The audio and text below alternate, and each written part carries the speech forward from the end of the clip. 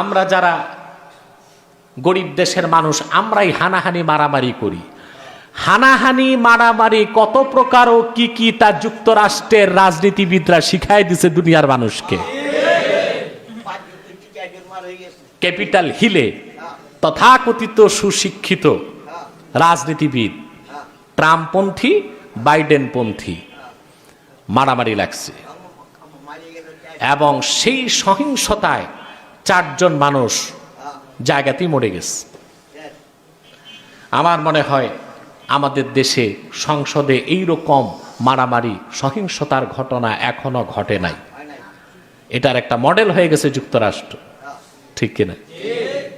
তারা দাবি করে তারা সভ্য, তারা ভদ্র, তারা সুশৃঙ্খল। তারা দাবি করে তারা পৃথিবীতে গণতন্ত্রের ফেরি করে। কিসের ফেরি করে? আর মানবাধিকার রক্ষা করে, নারীর অধিকার প্রতিষ্ঠিত করে। সেই দেশের এই অবস্থা।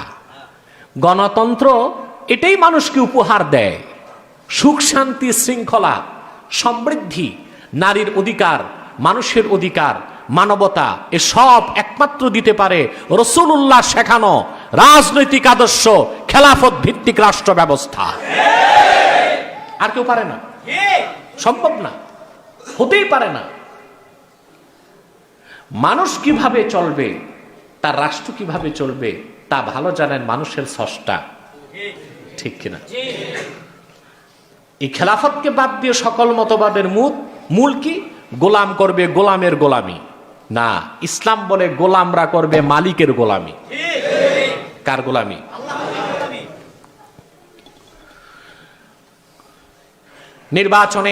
নির্বাচনের আগে আমি বলেছিলাম,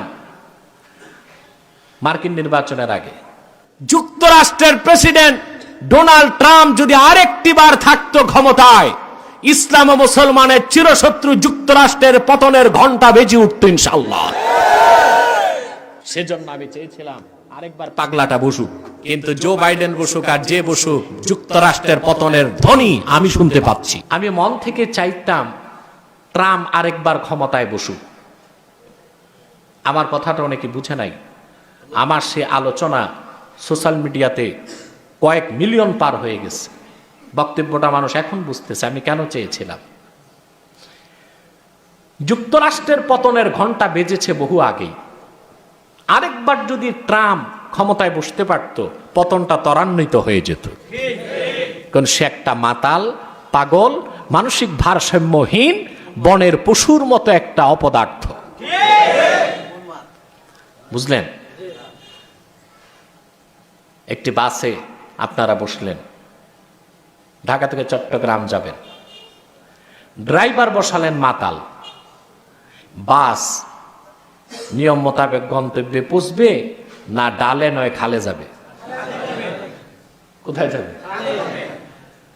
ইসলাম ও মুসলমানের পরীক্ষিত শত্রু যুক্তরাষ্ট্র, সে দেশের ড্রাইভার যদি মাতালটা আরেকবার বসতো, তাহলে আমাদের কাজ খুব দ্রুত হাসিল হয়ে যেত।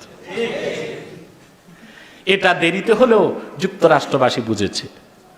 আর ট্রাম্প যে কত নাম্বার পাগল, আমাদের পাবনা গারদও তারা রাখবে না, সেটাও মানুষ দেখলো ক্ষমতা হস্তান্তরের বেলায়। সে কতটা হিংস্র, কতটা পাশবিক, এবং যুক্তরাষ্ট্রবাসী ভদ্রতার খোলসে কতটা অভদ্র এবং বিশৃঙ্খল, এটা মানুষ দেখতে পেয়েছে। আইন ছাড়া, পুলিশ ছাড়া এগুলোর মানুষ হিসেবে বেঁচে থাকাই মুশকিল। এরা পশুর চেয়েও খারাপ, হিংস্র, অমানবিক এবং পাশবিক আচরণ তাদের। ঠিক না? আমরা বাংলাদেশে 16 কোটি মানুষ, পুলিশ আছে মোটে 1 লাখ, তো প্রতি 16,000 মানুষের জন্য একজন পুলিশ। সেই হিসেবে আমরা কত ভালো আছি? কথা বলেন। শুধু ভালো না, অনেক ভালো। এই ভালো থাকার পিছনে কারণ কি? আমরা সেলফ কাউন্টার, নিজেরা অপরাধ থেকে বাঁচি, কারণ কিছুটা হলেও কোরআন হাদিসের অনুসরণ করি, ঠিক কিনা? এটা হচ্ছে আমরা সেলফ ডিফেন্স, নিজকে নিজে রক্ষা করি শয়তান থেকে, শয়তানি কাজ থেকে। তার কারণ কিছুটা হলেও আমরা কোরআন হাদিস মানি। এখন যেভাবে কিছু বুদ্ধিজীবী মাঠে নামছে মাদ্রাসা কিভাবে বন্ধ করা যায়, ঠিক কিনা? ওনাদের বড় গাত্রদাহ মাদ্রাসা। কুকুর যেমন, পাগলা কুকুর পানি দেখলে জলাতঙ্ক হয়, এসব নাস্তিকদের আলেম ওলামা পীর মাশায়েখ মাদ্রাসা দেখলে জলাতঙ্ক শুরু হয়। ঠিক কিনা? ভাল লাগে না, চুলকানি হয়, ঠিক কিনা? অ্যালার্জি শুরু হয়ে যায়। বাংলাদেশে মসজিদে এখনো আজান হয়, 5 ওয়াক্ত নামাজ হয়, হাজার হাজার মাদ্রাসায় লক্ষ লক্ষ তালিবে ইলম কোরআন শিখতেছে, হাদিস শিখতেছে। কোরআনের আওয়াজ সারা দেশে ছড়িয়ে আছে বলেই করোনার গজব থেকে দেশ বেঁচেছে, বিশৃঙ্খলা থেকে, অভাব থেকে, দুর্ভিক্ষ থেকে বাংলাদেশ বেঁচেছে। অনাকাঙ্ক্ষিত আযাব ও গজব থেকে বাংলাদেশ নিরাপদ আছে। যেদিন মসজিদ মাদ্রাসা বন্ধ হয়ে যাবে, নিরাপত্তার চাদরকে আল্লাহ পাক উঠায় নেবেন। বাংলাদেশও ছিন্ন তসবির দানার মতো গজব নামতে থাকবে, আসতে থাকবে। সরকারকে তা বুঝতে হবে, প্রশাসনকে তা বুঝতে হবে, ওই কথিত বুদ্ধিজীবীদেরকে তা উপলব্ধি করতে হবে। মনে রেখো নাস্তিকরা, গৃহস্থ বেঁচে থাকে বলেই তার কুত্তাটা হাড্ডি চুষে বেঁচে থাকে। বাংলাদেশে মুসলমান আছে, আলেম ওলামা আছে বলেই তোমরা বেঁচে আছো। তোমাদেরকে তা বুঝতে হবে।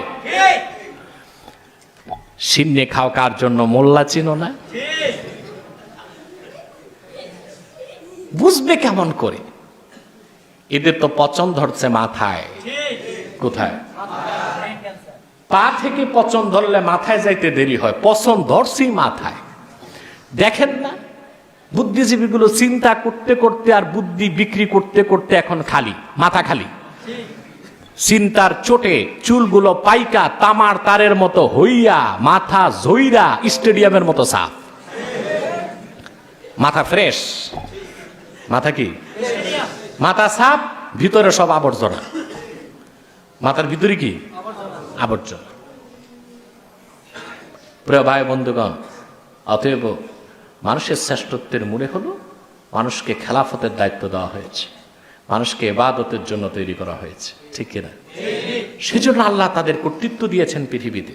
নতুবা মানুষ থেকে অনেক শক্তিশালী জীবজন্তু আছে, আছে না? 200 মানুষ বেঁধে যদি পোটলা বানানো হয় আর রশি দিয়ে হাতির একটা ঠ্যাঙ্গে বেঁধে দেওয়া হয়, ওইটা হাতি ওই মানুষগুলোকে পোটলার মতো টেনে নিয়ে যাবে। কত শক্তি! হ্যাঁ, সমুদ্রে যে প্রাণী আছে তা চিন্তা করতে পারবেন না। আপনার যে তিমি মাছ, এক একটা বড় মাপের তিমি মাছের ওজন 1000 টন, 1500 টন। একটা তিমি মাছ, একটা তিমি মাছ। এত বড় তিমি মাছ সমুদ্রে আছে, মহাসমুদ্রে আছে, যার লেজের মধ্যে 2-4টা হাতি রাখলে ও ভাববে মাছই বসছে। একটা মাছ 1500 টন, 1200 টন। সেই সমুদ্রেও মানুষের কর্তৃত্ব, ভূপৃষ্ঠ মানুষের কর্তৃত্ব, গোটা পৃথিবীতে মানুষের নেতৃত্ব, মহাশূন্যে মানুষের বিচরণ, পাতালে মানুষের বিচরণ, সমুদ্রে মানুষের বিচরণ, জমিনে মানুষের বিচরণ। মানুষকে শ্রেষ্ঠত্ব দিয়েছেন আল্লাহ তাআলা, আদম সন্তান হিসেবে সম্মানিত করেছেন, মর্যাদা দিয়েছেন। সে কথাই তিনি কোরআন কারিমে বলেছেন, ওয়ালাকাদ কাররামনা বানি আদম, আমি আদম সন্তানদেরকে সম্মানিত করেছি।